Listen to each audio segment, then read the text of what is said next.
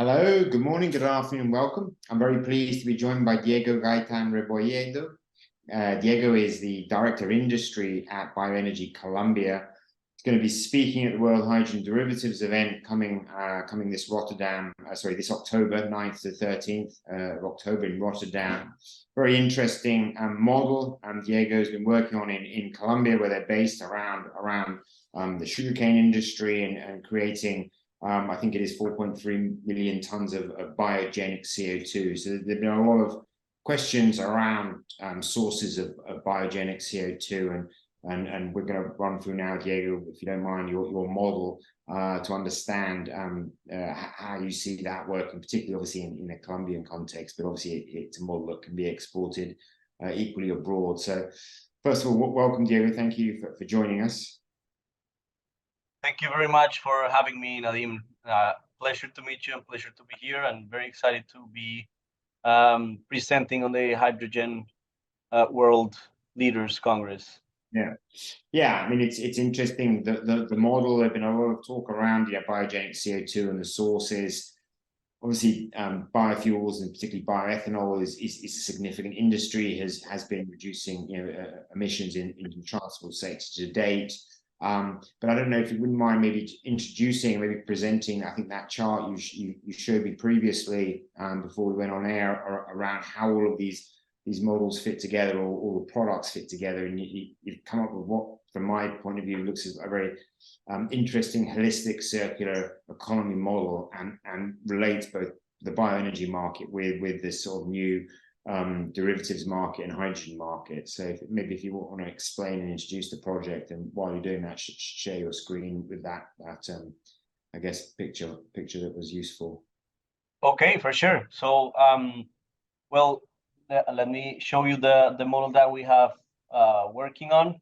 So I would like also to tell you that the Colombian market presents a tremendous opportunity for ethanol production. Currently, the ethanol blending gasoline here, it's about only 7%, and a significant portion of ethanol is imported. So the project we are proposing, and we're working with the government, which we've been working here intensively for over a year and a half, and it aims to replace the gasoline imports, which exceeds 60 million gallons per month, with local biofuels production. So this opens huge doors for a lot of bioenergetics derived that comes from ethanol.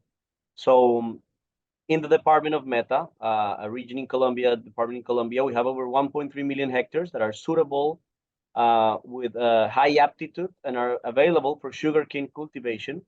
And with only 37% of this area, that's 487,085 hectares, we can produce these 60 million gallons that the country currently imports, and this would be allowed us to increase the ethanol blend to around 27%, which is pretty much what Brazil has already achieved in the country, and they continue to increase it. So I'm going to show you the model so I can quickly explain it. And Bioenergy Colombia, the business you work for, they're running currently a biorefinery processing for what we call first generation bioethanol from sugarcane, and you're also working with a number of partners.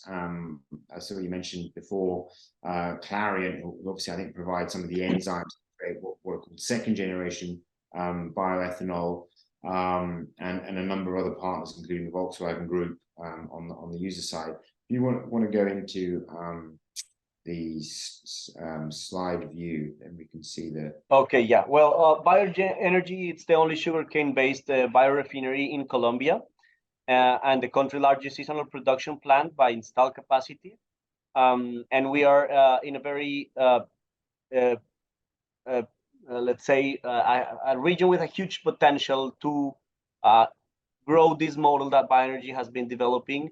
I implemented in the whole Meta year. So from the ethanol production, numerous opportunities for renewable energy products arise. And with going to slide view. Oh, sorry. Okay. Are you seeing it? Okay. Yeah, that's better. My eyesight's too bad to see that small. Oh, sorry. Okay. Yeah, that's perfect. Okay, so as I was saying, from ethanol production, numerous opportunities for renewable energy products arise. So with 485,000 hectares that we're talking about, we have the potential to produce more than 34 million tons of sugarcane.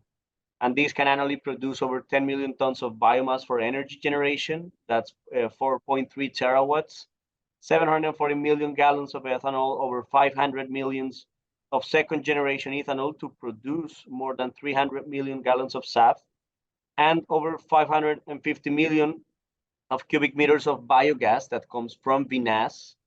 And we're talking about 100,000 tons of green hydrogen and 640,000 tons of e-methanol, or 660,000 tons of green urea.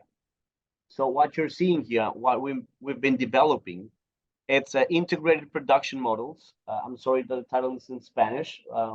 Fortunately, the products are in English, but what we're doing, it's integrate all the co-products and byproducts to give them a more aggregated value and produce from ethanol, synthetic paraffin diesel, synthetic paraffin kerosene, and e-methanol. So we will be producing the three different fuels.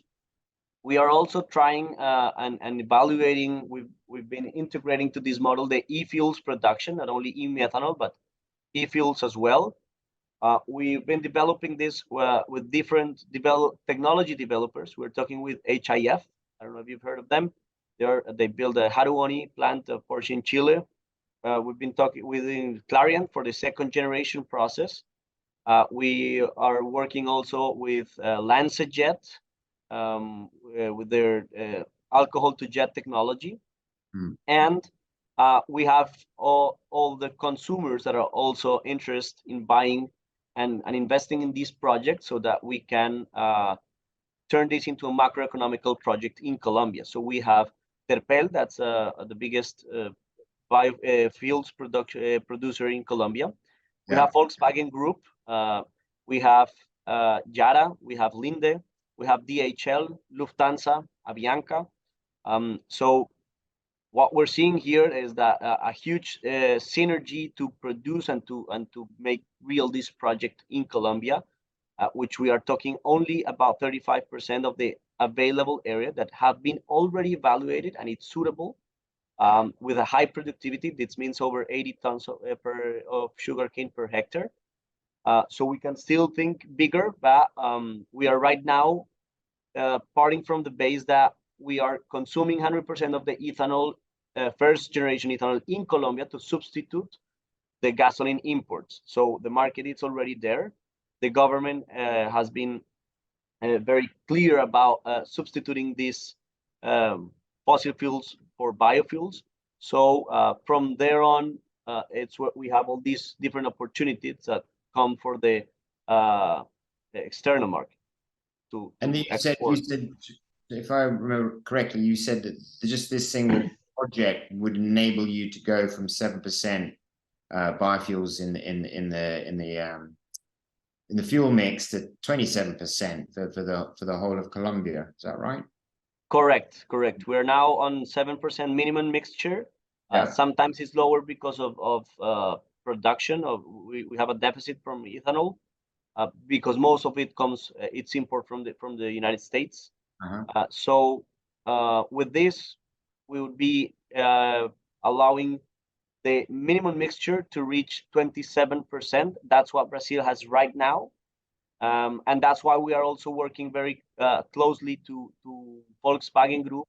We already bought some 100% ethanol cars to Colombia, because in Brazil they have this flex fuel technology, so they can use any mixture from 27, that's the minimum, up to 100% ethanol.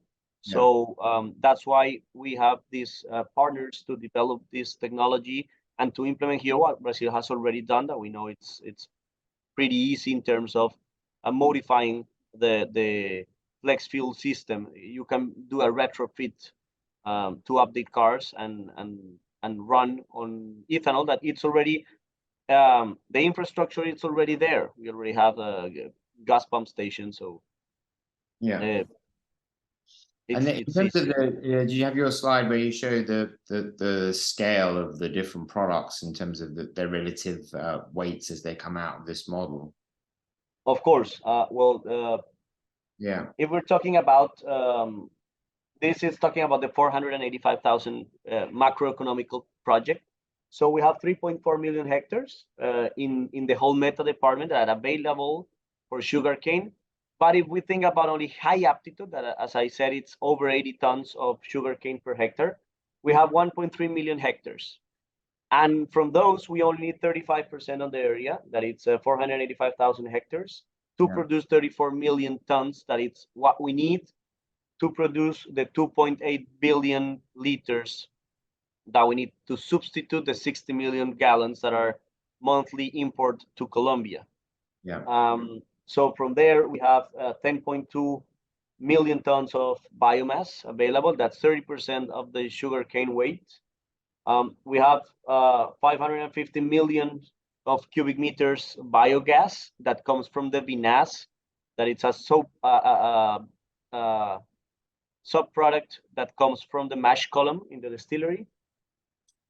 We have the opportunity to capture 4.2 million tons of biogenic CO2 that comes from the fermentation process from first and second generation ethanol.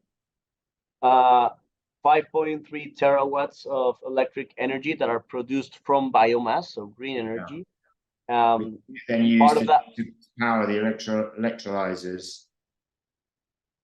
Right now we are using 13 megawatts for our consumption, and we export and sell to the national grid 30 megawatts.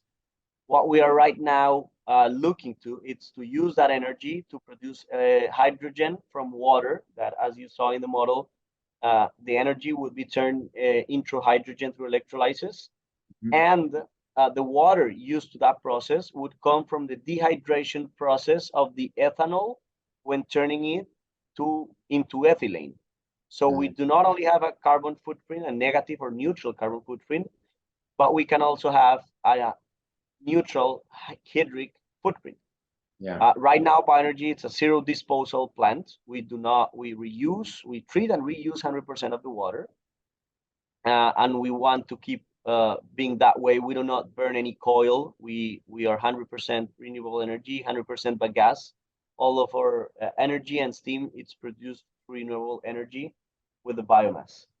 And with the biogas, you can produce 1.9 billion liters of second generation ethanol. That's what we are working with Clariant. We have other second generation developers that we've been talking to. Prash, it's also a partner of us. They also have a second generation technology. They are the manufacturers of our distillery, Prash. And we've been talking also with Raízen. That's a Brazilian technology. So actually, we are looking here to work with everyone and to turn this. What's important here is to make this project real, and if we can include here everyone who wants to participate, that would be wonderful for us. So we are working with all of them together. We also are working with UOP, Honeywell, SBI Bioenergy. They have a technology to produce hydrogen from ethanol. Bloom Energy. So some of them are more active than others. Ones have just shared with us the technology and the yield that we could have. Others are actively developing together with us as a team. And with electric energy, we can produce 102,000 tons of hydrogen to turn that into 640,000 tons of e-methanol, or 560,000 tons of green urea. We can also produce the urea and the the e-methanol, that would be in that case biomethanol, by using the biomethane available in the biogas. That is 55% of the biogas production. We can have 307 million of cubic meters of biomethane coming from the biogas from the vinasse. I mean, it's an amazing model because you've essentially got 4 products coming out, potentially 5, 6 if you include e-ethanol and urea, but obviously, that's using the hydrogen. But yeah, it's truly fascinating the way that everything fits together, and you basically have no waste, especially reusing all of the water from the dehydrogenation process for the ethanol. Yeah, I mean, it's going to be interesting to get the economics to work, but I guess the country obviously has an imperative or a benefit in terms of reducing energy imports and having a much better GDP multiplier impact by having some subsidies or some recognition of the fact that this is you're producing a lot more work in Colombia. Is that something that's recognized at the government level? Right now, we're working that with the Ministry of Mining and Energy. They have been they have been actively helping and discussing. They know this is a macroeconomical project that can be implemented. We know we need some guarantees. So we are working with them. They have all the resources at disposal for us so that we can figure out all the needs that we have so that this can be a reality. So yes, right now we don't have any, we don't have already state some benefits or what we also been working with them, it's the possibility to import the technology without taxes. Yeah. In bioenergy, we are a tax-free zone. So that's a benefit that we have here. So all of the technology or all what we can do inside the plant, we have 100 hectares inside the industrial plant that are tax-free zone. So we have space here for bioenergy to make this project, this model as a small scale. We are not waiting for the government to make this macroeconomical project. We've presented to them. We have a lot of people interested in this, but we are not working for all this huge thing to happen. We are already working on a small scale process that it's not so small. What we can reach by our own, we can have. I have here the numbers. We can reach 2.4 million tons of cane. That's not much if you compare that to a huge milling facility in Brazil, but it's big in Colombia. We can produce 282 million liters of ethanol, first generation ethanol, and together with second generation ethanol, we can produce 362 million liters of ethanol, combined first and second generation. 10,000 tons of hydrogen, green hydrogen. We can produce 25,000 tons of e-methanol and 4,000 tons of green urea. About SAF, we can produce 58 million gallons of SAF. So that's the project we are working. We already started that. We have some other investors that are working with us in this small scale project. But what we want to do is to extend this bioenergy small project or small scale project to a huge industry, and not that we have 5 or 6 facilities, each of them doing a little bit of SAF, each of them, but one big plant of SAF, one big plant of second generation. So that makes it more profitable and certainly we can see it. If you're able to achieve that sort of scale of project, then yes, certainly it's going to be very, very profitable. Fascinating to talk to you, Diego. We wish you all the best on the project. Indeed, you'll be at Rotterdam talking in greater detail around the project. One of your partners will also be there, I think, from the Volkswagen Group. So yeah, we look forward to meeting you, face to face, and indeed having you meet, interested parties that want to get involved in the project. It certainly sounds, like a very, very robust, well thought out project, which is, hopefully going to get off the ground. So we look forward to helping it happen. Okay, well, thank you very much. Hope to see you soon. I hope we can meet face to face there at the Congress. Yeah. Thanks a lot for the space, for the opportunity. And if you have any other questions, we'll be happy to answer them and show you whatever you want to know and all that we've been working on. Perfect. Yeah, we'll include your email in the notes. Many thanks, Diego. Take care. Okay. Thanks a lot, Nadim. Cheers. Bye bye. Bye bye. Nice to meet you.